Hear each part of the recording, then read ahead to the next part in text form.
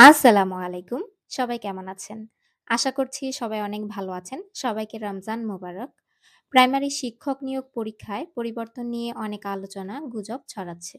বিভিন্ন পত্র-পত্রিকাতেও দেখলাম অনেক কিছু লেখা হচ্ছে। গুজব বললাম এই কারণেই অনেকে ভাবছেন প্রাইমারি শিক্ষক নিয়োগ পরীক্ষাটা হয়তো আর দেওয়ার সুযোগ থাকবে না। হয়তোবা পিএসসির মাধ্যমে এর নিয়োগ হবে। মানে বিসিএস থেকে নেওয়া হবে। আমি যতটুকু জানি আর গভর্নমেন্ট জব নিয়ে যারা সবসময় গবেষণা করে, মানে শ্রদ্ধেয় টিচারদের মাধ্যমে যতটুকু জানতে পারলাম, I thought এই বিষয়টা নিয়ে সবার সাথে শেয়ার করা দরকার। যারা এ বিষয়ে অবগত রয়েছেন, আমি তাদের উদ্দেশ্যে বলছি না। বাট যারা জানেন না এবং যাদের ইচ্ছাটাই হচ্ছে প্রাইমারি শিক্ষকের চাকরিটা পাওয়া, কারণ এই জবে অনেক সুযোগ সুবিধা রয়েছে, যা অন্য চাকরির তুলনায় পরিশ্রম অনেকটা কম। আমি মূলত বিসিএস এর প্রিপারেশন নিচ্ছি। এটা সবাই জানেন, আমার ভিডিওগুলোতে দেখেছেন। আর আমার লক্ষ্য বিসিএস ক্যাডার হওয়া, বাট কম্পিটিটিভ এক্সামগুলোতে আমি অবশ্যই অংশ নিবো এবং গভর্নমেন্ট সব ধরনের মানে পরীক্ষাতেই আমি ট্রাই করব। এক্সাম দিব। তো এখন আসা যাক কি পরিবর্তন এলো। কি পরিবর্তন এলো বলতে এটা এখনো মানে আসেনি।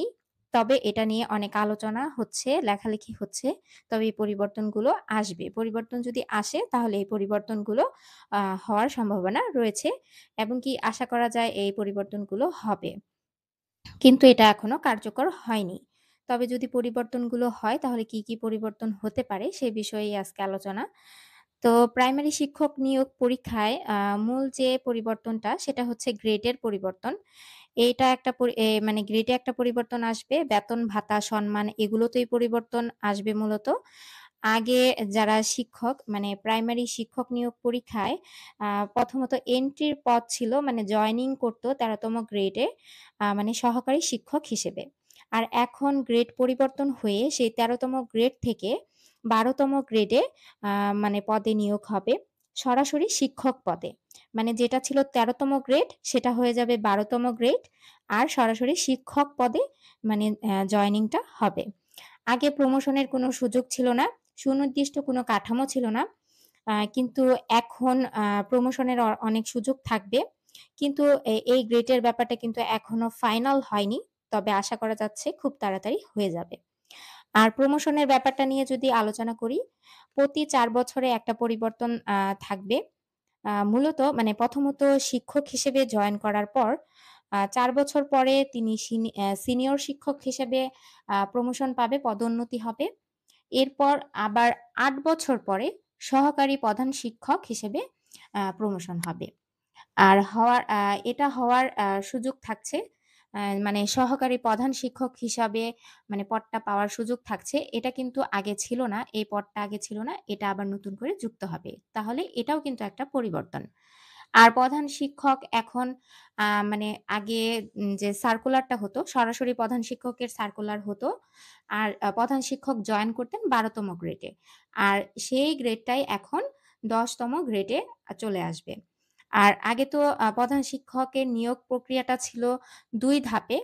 একটা হচ্ছে প্রমোশনের মাধ্যমে আর ২ হচ্ছে বিসিএস নন ক্যাডারের মাধ্যমে। এখন মানে নিয়োগটা হবে সেটা হচ্ছে শুধুমাত্র প্রমোশনের মাধ্যমে। আর সার্কুলার হওয়াটা বন্ধ হয়ে গেছে ২০১২ সালেই।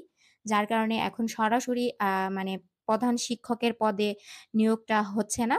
আর নন ক্যাডার থেকেও নেওয়া হবে না। শুধুমাত্র বিভাগীয় পর্যায়ে যারা চাকরি পেয়েছে তাদেরই প্রমোশন হওয়ার সুযোগটা থাকবে।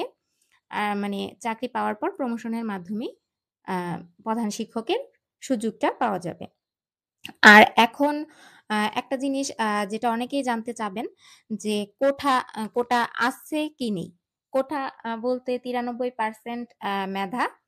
আর এর ভিতরে যে ৭% রয়েছে তার ভিতরেই যাবতীয় কোটা থাকবে। এখন অনেকে বলতে পারেন বিজ্ঞান কোটা, তারপরে আরো বিভিন্ন কোটা এগুলো কি থাকবে কিনা, স্থায়ী হবে কিনা? তো এই কোটাগুলো নিয়ে কথা বলতে গেলে কোটা মূলত থাকবে, সেটা ওই ৭% এর মধ্যেই সীমাবদ্ধ থাকবে। ৯৩ এর ভিতরে কিন্তু আসবে না। আর মানে যেটা গ্র্যাজুয়েট হয়েছে যে ৯৩% মেধা, ৭% অন্যান্য কোটা সেটাই থাকবে। এটার ভিতরে কিন্তু মানে আসছে না। তো কোটার ব্যাপারটা গেল। আর আগে কিন্তু সহকারী এটা তো বললামই যে এই পদটা ছিল না, এটা নতুন করে যুক্ত হয়েছে।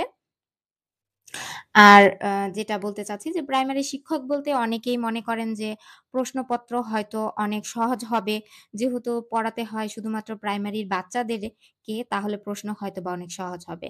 কিন্তু সত্যি বলতে তেমনটা একদমই হয় না। প্রাইমারির এক্সামটা অনেক কঠিন হয়।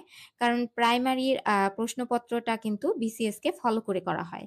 তাই প্রশ্নপত্রটা কোনোভাবেই সহজ হয় না। সেটা অবশ্যই অনেক কঠিন হয়। তো সেইভাবেই প্রিপারেশন নিতে হবে, সেভাবেই প্রস্তুতি নিতে হবে। আর মার্কের ব্যাপারটা যে কত নম্বরের পরীক্ষাটা হবে, প্রাইমারি শিক্ষক নিয়োগ পরীক্ষা, সেটা হচ্ছে ৭৫ মার্কের পরীক্ষাটা হবে। এখানে কোনো পরিবর্তন আসবে না। এর কোনো পরিবর্তন হচ্ছে না। আর অনেকেই বলতে পারেন লিখিত হবে কিনা? যে ৭৫ মার্ক কি শুধু এমসিকিউ থাকবে? এখানে কি কোনো লিখিত আছে কিনা? না, এখানে কোনো লিখিত হবে না। তবে লিখিত পরীক্ষা যে হবে না, আ তারপরও যে জামালপুরের ডিসি মহোদয় তিনি সুপারিশ করে বলেছেন যেন লিখিত পরীক্ষা নেওয়া হয়। মানে সামনে থেকে যে সার্কুলার গুলা হবে সে সেখানে যেন মানে লিখিত পরীক্ষাটা নেওয়া হয়, এটা জামালপুরের ডিসি মহোদয় বলেছেন। কিন্তু এটা জাস্ট একটা সুপারিশ, এটা কিন্তু কোনোভাবেই কার্যকর হয়নি।